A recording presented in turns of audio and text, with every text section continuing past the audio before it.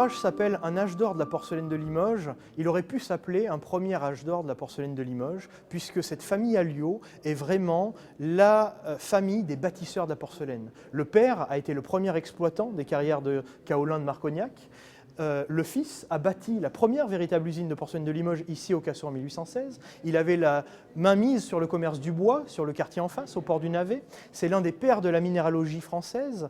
On lui doit énormément de publications au niveau de la minéralogie, mais aussi sur la consommation du bois, des ouvrages qui frôlent même le traité philosophique. C'était vraiment une ère très productive, très riche au niveau artistique, humain et porcelainier.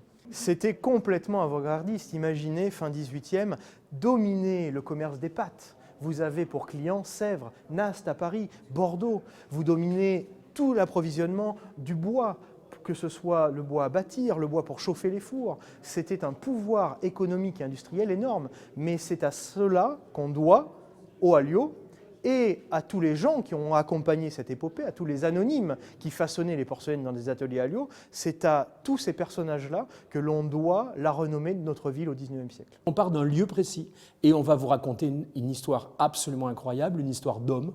Et c'est un peu dans cette collection, dans la maison d'édition, c'est de choisir bien évidemment quelque chose de peu connu pour le lecteur et qui nous ramène au contraire vers une grande histoire. Ce livre, modestement, se veut être un élan pour remettre en avant, redonner à Limoges ces lettres de noblesse acquises au début du XIXe siècle. Parce que beaucoup de ces porcelaines passent encore pour des porcelaines de Paris. On attribue à Paris ces chefs-d'œuvre, alors qu'elles n'étaient pas signées, effectivement, à l'époque, on ne signait pas encore la porcelaine. Donc les manufactures comme Alliot produisaient des chefs-d'œuvre qui partaient blanc à Paris pour être décoré. Donc le but de cet ouvrage, c'est de rendre à Limoges ce qui est à Limoges. Toujours plus, comment dire, de travail sur une pièce de forme. Vous voyez là, vous devez travailler le couvercle, les anses, etc.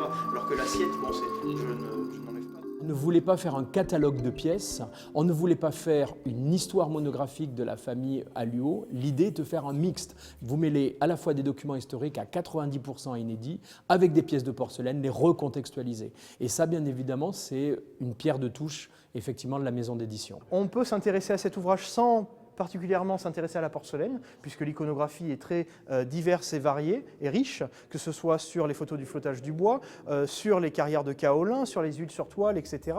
Et la plupart de ces œuvres sont exposées ici jusqu'au 9 janvier pour accompagner l'ouvrage.